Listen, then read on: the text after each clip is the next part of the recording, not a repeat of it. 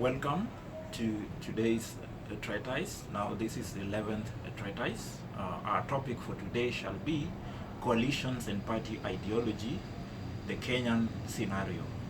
Now, today's treatise is informed by happenings in Kenya for the last 2 weeks in respect of our major political parties. What we have in mind is one, the Jubilee Party, KANU coalition that has raised a lot of furore. We are also looking into the exploding Jubilee Party, and as we all know, this is a party that arose out of the merger between the TNA and the URP. We are also looking into the ad hoc coalition. I call it ad hoc because it's not yet registered.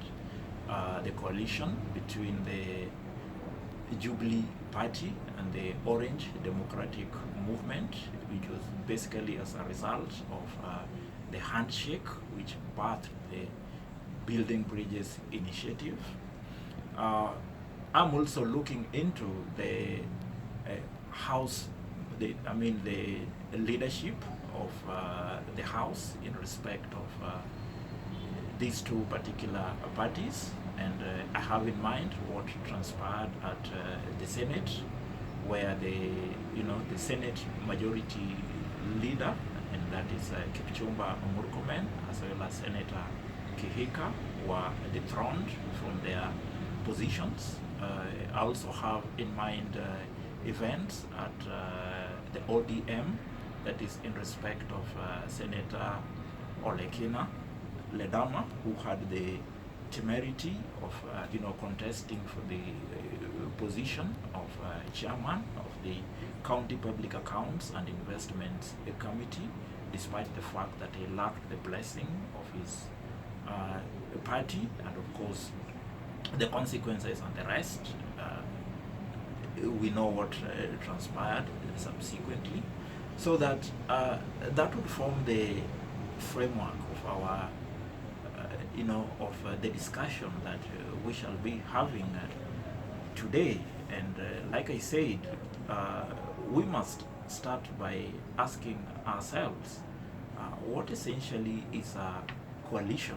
And I want to state that a coalition basically is a temporary arrangement essentially between political parties, and it's meant to achieve some specific objective. It can be in terms of acquisition of political power.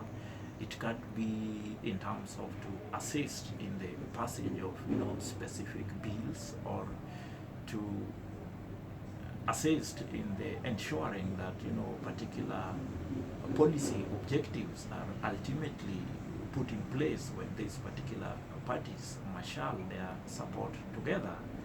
And we do realize that coalitions essentially are not legislated, but there are scenarios, for example, in Kenya, most probably because of the history that we've had with the running of coalitions, such that in Kenya you find that coalitions are legislated pursuant to the Political Parties Act, which in fact ensures and has put it as a requirement that both pre-election and post-election coalitions have to be, must be captured in the form of instruments, which will then have to be deposited with the registrar of political parties, which essentially implies that these are legal instruments which can then be enforced in a court of law in the event that any of the parties claims that the other has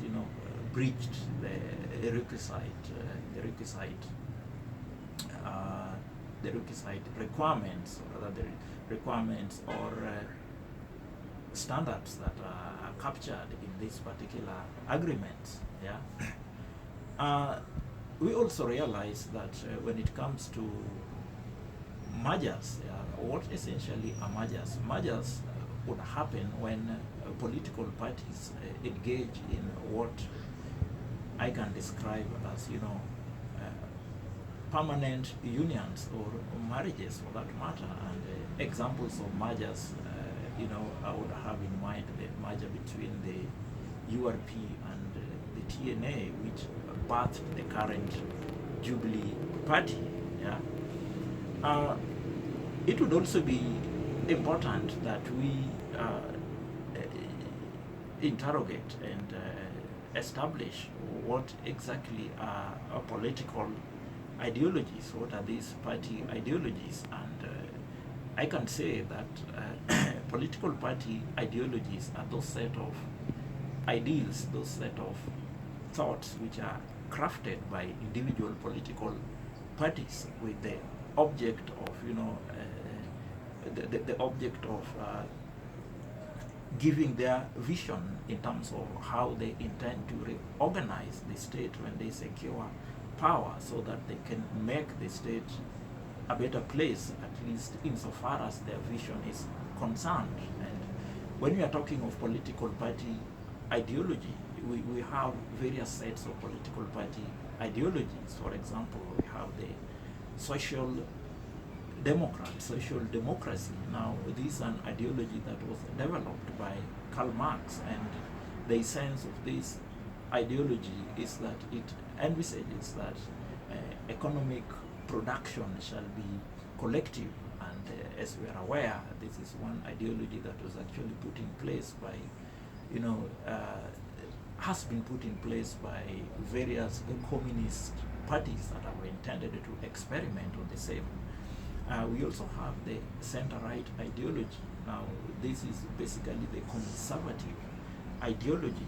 It's one that was propagated by one Edmund Burke, out of these are fellows who felt and actually frowned on the French Revolution, which they strongly felt that led to the compromising and the compromising of the status quo by annihilating such customary norms as religion and the aristocracy, and they felt that these are these are systems that would interfere with the normal order of society. And this is a thinking that is ordinarily reflected in conservative movements and parties, which essentially would want to see the retaining or the retention of the status quo, as it were. Yet another ideology is the liberal ideology. Now, this is an ideology that was postulated by John Locke and Adam Smith. That is, when you look at it from the perspective of political ideology, then we have in mind the location principles in terms of the freedoms. And when you look at it in terms of the economic aspect, then you have John Locke and the invisible hand. You're talking of an economy that is left to run on itself without interference from government. Now, if you look at these three separate ideologies that are indicated, and the question, or rather the aspect of coalitions and mergers, then I want us to come back to the Kenyan context, the context of the Kenyan coalitions and the Kenyan political mergers, and let us look at them vis-a-vis the ideology of the parties, so that we can assess the history of our country based on this coalition, so that we see how have we gone about this coalition vis-a-vis ideologies, and are they to the betterment of the running of the country, or are we better off without these so-called coalitions and mergers, so that we just ought to have a government that is being run by a monolithic party? Yeah? Now, if you look at the Kenyan political scene, let me go back to the year 2002, when we had the first, or rather the classic example of a coalition movement that actually ousted KANU, which had been in power for more than, since independence, yeah. So that the year 2002 saw the birth of the NARC coalition. The NARC coalition is essentially a coalition between the NK party led by former President Mwai Kibaki and the Liberal Democratic Party led by Raila Odinga. And we know that from an ideological perspective, I would say that Kibaki was the ultra conservatist, yeah, so that his history, if you look at it from the days of the DP, which is basically what was ingrained in the NAK, and now you see a leader who is into the conservative ideology, yeah. On the other hand, if you look at the LDP, and you know, I'm talking of, I'm looking at it from the perspective of the leadership under Raila Odinga, a man who has had a long history in terms of the fight for reforms, right, from the multi-party days to the, you know, reforms for the new constitution after a multi-party, which led to the birthing of the 2010 constitution. So that you see two sides that, you know, you see two sides, two individuals who fell, or rather came from two different angles ideologically. And the question is, was this ultimately reflected in the management of the government, as it were? Now, a good number of people would say that, or rather have agreed that the NAC coalition brought quite a raft of transformational changes in the country that had been riddled by serious mismanagement for 24 years. And, you know, the nature of changes that were seen and realized by Kenyans are said to have been because of that perfect combination between a president who, of course, was known to be a conservatist, but again who was keen in terms of economic management. And of course there was also the major role played by the LDP arm of the government, which, you know, was known for, you know, the push for reform, so that there was that aspect of a counter check within the government, which of course resulted into the fundamental changes even in terms of economic management that was realized within a short period, you know, of the sustenance of the NAC marriage, which of course we all know ultimately collapsed out of what was said to be the failure to honor the memorandum of understanding that actually formed the basis of that coalition. It's important to note that it's because of such failure to honor memorandums of understandings, yeah, that informed part of the reasons why we now had to come with a political parties act, which legislated, you know, our nature of coalitions, unlike in other countries where the same are basically pegged on good faith of the transacting parties. Yeah, I think the next great coalition that came across was the 2008 coalition government, because this was a government. This was a government between the Party of National Unity, headed by President Mwai Kibaki, and the Orange Democratic Movement, led by the Right Honorable Prime Minister Raila Amolo Odinga. Once again, in this arrangement, we see that coming together of two parties with totally different ideological foundations, like we have said. Kibaki, the conservatist, with a keen background and, you know, a keen background and knack in terms of economic management.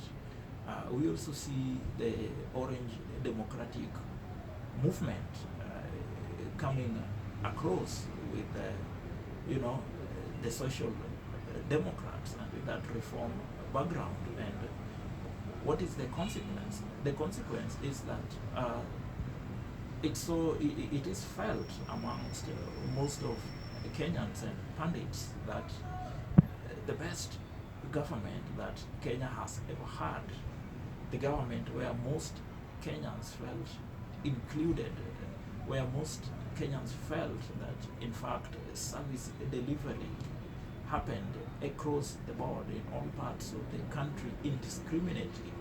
Everyone else, a majority of the people, have the feeling that the same can only be said of the Grand Coalition government. And I dare say that basically that was because of that nexus and infusion of, the two strands of ideologies between the two parties that formed this particular coalition.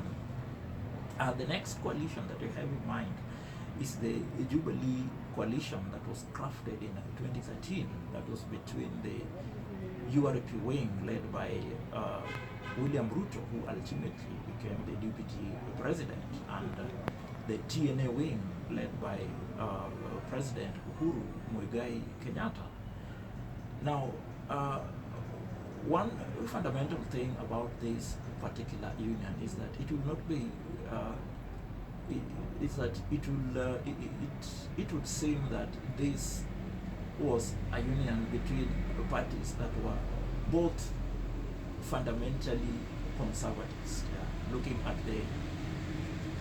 the TNA under President Uhuru Kenyatta, and we have to bear in mind that in Kenya, most parties essentially borrow their ideologies from the leaders, the founding leaders of such particular movements. So that if you look at the TNA, the ideology would be that espoused and driven by Uhuru Kenyatta. And Uhuru Kenyatta, as we all know, is a person who, in terms of background, would ordinarily fall within the conservatist movement. Yeah. And of course, the same would also be said of the deputy president, who has risen through the ranks right from during his days within the KANU movement, a party that was essentially conservatist. But the question that would be important and out of which we need to probe our mind is that how did that coalition end in terms of development? Yeah? And the jury is out because a lot of questions were raised, and especially insofar as the questions of corruption are concerned. In fact, it's being said that corruption rose to a different level. Yeah, it rose to a level where people are now not speaking of millions, but we're now talking of billions, disproportionate level. So that one of the questions that we're going to ask is, would it be that perhaps this was because of the fact that this particular political parties that formed that particular coalition fell within the same ideological strand, so that there was that lack of a different entity that would think otherwise, especially in terms of social development, yeah, in terms of reform, in terms of just doing things that will be envisaged by social democrats. But the jury is out there for the people to decide. Of course, in the run-up to the 2017 general election, the URP and the TNA parties folded, and there was that marriage that birthed the Jubilee Party, which has been in a government up to today. And we all know of again, the question of corruption is one that has really bothered the minds of Kenyans. The fact that corruption reached unimaginable levels to the extent that service delivery has been seriously compromised. In fact, we are all aware that in as much as the Jubilee government had a fantastic manifesto in terms of the Big Four agenda, but the same has been watered down by massive corruption, which has therefore ensured that even as the president approaches the end of his term, his legacy has been seriously compromised. Yeah. A fact that we are all aware is even forms a part and parcels of the chaos that is currently being seen and is apparent in this particular party, yeah. So that looking at the question of the political parties in Kenya in terms of the coalitions that we have enumerated, the coalitions, the mergers, and the party ideologies, yeah. I would therefore think that from experience we have realized that Kenya, the country, is better off run by a coalition of parties that fall within different ideological strands. Yeah. It would seem that anytime we have a coalition, yeah, between the conservatives, yeah, and the social democrats, then service delivery seems to take an upper hand than in instances when we have had governments that are essentially led by, a party that subscribes to the conservative ideology. Of course, as a country, we have not had that benefit of being led by a party that, subscribes to the social democratic ideology. Yeah. The next question that I would wish to address is in respect to House leadership of political parties and the extent to which the party ideology plays, strongly and has an upper hand. And I want to look at this vis-a-vis the principles of democracy. Yeah. I have in mind what happened in the Senate, where the Senate majority leader and the majority whip were both dethroned. Of course, their position was that the process of their removal was not proper, in the sense that the requisite, the threshold in terms of numbers were not met. Yeah. But on the other hand, this has to be looked at from the perspective of the fact that if you look at our standing orders, which inherently mirror the American ones, yeah, the American presidential system, then you find that the House majority leader is basically actually the leader of government business in the House, and his role is basically to propound government policy within the House, where he is the leader. So that the question that would then arise would be that suppose the Senate majority leader or the majority leader of parliament or any house happens not to propound the policy and the vision of the governing party, notwithstanding the fact that he seems to have the numbers in terms of membership, then can it then be said that the party is proper in dethroning that sort of a person? Yeah. I tend to think that a critical look at the Senate standing orders seems to suggest, and I have in mind the standing order number 19, that House leadership in the Senate is basically a prerogative of the political party, and I tend to believe that is for good measure. Why? Because by the time you are elected as a senator pursuant to the ticket of your political party, then the understanding is that you shall espouse the ideology of that particular party. it gets even more serious when you are given a House leadership position such as that of a majority leader, because then it means that your priority objective must be to push the agenda of the government. And remember, like we had indicated earlier, that the setup in our country is such that the ideology of the party happens to be the ideology of the party leader, so that when it comes to Jubilee, then we are talking of the ideology of the president.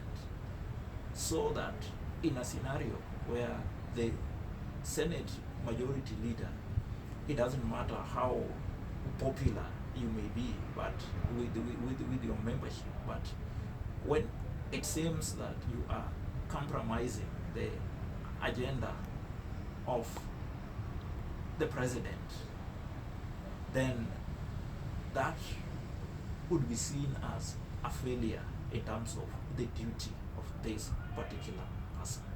Because in my understanding, he must espouse, he must push the ideology of the government, in this case, the ideology of the president of Kenya. Yeah? I think the same position would also apply when it comes to the ODM case, and here I have in mind Senator Ledama, yeah, who apparently, notwithstanding the fact that the party had, by consensus, agreed to support the candidature of Professor Ogeri, but he proceeded to marshal the support of other members of the Senate. It's been said using the support of Jubilee senators to clinch victory in respect of this particular seat. And I would want to say that committee positions are essentially positions of the party, so that the question that would then be crucial in respect of ODM in this scenario would be, what is this ODM agenda in terms of its ideology, and whom do they feel would perpetuate that agenda in terms of their ideology better in that position as chairperson of the committee, so that in the event that the party has agreed by consensus that this is the candidate, then it is my humble submission that, notwithstanding the fact that Senator Ledama may have the numbers as is envisaged by democracy, but because this is a political party position, and like I have correctly put, the Senate standing orders envisage that such positions are essentially a party thing, then the party must have its way. In fact, you will realize that the same Senate standing orders at standing order number 190, when it comes to discharge of a member from a committee, yeah, all that the speaker needs is a notification by the political party that look, we have discharged this member from that committee, and that's it. The political party has made its decision, and your position, your goose will have been cooked. Yeah, so that I would therefore say with conviction that a House leadership, and that I mean be it at the Senate, be it at the National Assembly, be it within the county assemblies in Kenya, they are an express prerogative of the political parties. And now, in conclusion, I want to state that in as much as a country we have had a series of coalitions and mergers, yeah, based on ideologies of these particular parties that are engaged in this sort of arrangement, it would seem to me that as a country we are better off with a government that is basically a fusion of parties that are of different, or that fall and subscribe to the different political ideologies. I would suggest that we ought to relook our system so that as much as is practicable, we always ought to have a government that is a fusion between the conservatives and the social democrats. I think that arrangement has proved to work wonders in the country, and it's one that always ought to inform our voting patterns and even post-election coalitions. Thank you.